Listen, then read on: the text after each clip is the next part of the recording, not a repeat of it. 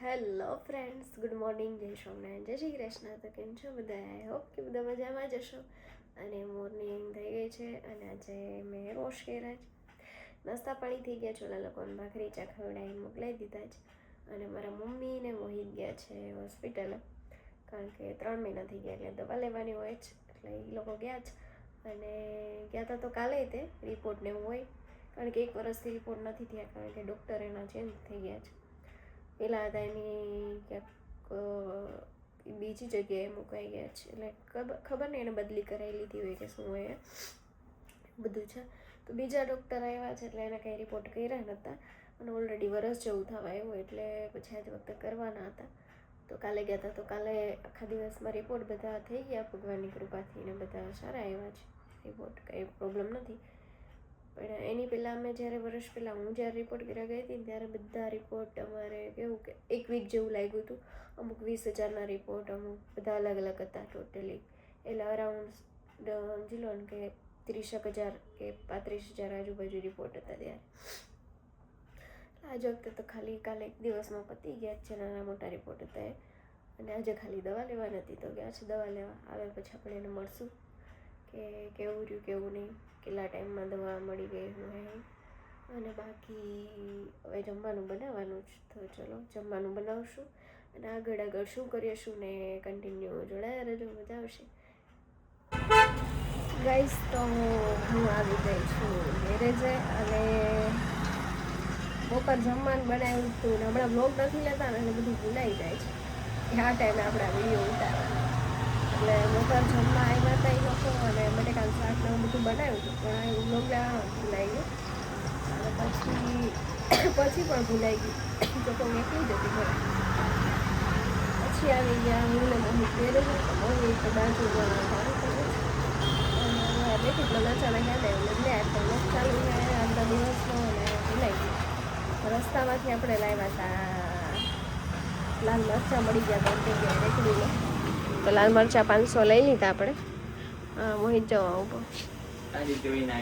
એ કામ ના કરે, કામ જરીક કરીને આવે પાછા 5 મિનિટ ઉભો રહી જાય, જરીક કરીને આવે પાછા 5 મિનિટ ઉભો રહી જાય, એને એવું કરે. તો બસ આવું કંઈક છે. મરચાં લઈ લીધા, હું ચટણી કરવા અને મળી ગયા પોચા ને એવા હતા, તો વળી 500 લીધા. અને બાકી સીધા ગયા એક ટ્રાયલ મારવા, રસ્તો જો કન્ટિન્યુ ચાલુ જ. અને એક મેડિકલમાંથી મોઇશ્ચરાઇઝર લેવાનું છે, એ આપણે લઈ લીધું છે. શેઠ બેસી ગયા છે, ઘડીક કામ કરી આવે ને પાછું બેસી જાય. બોસ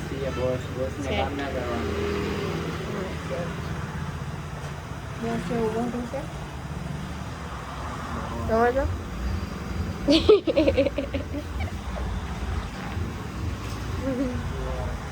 ચલો આગળ હું કરીએ એ બતાવશું, બાકી તો પછી ચિરાગ આગળ એ તો નહીં આવે, પણ અમે બીજા કશું કામ કરી એને ગાડી ધોવાય ધોઈ લે પછી ત્યાં.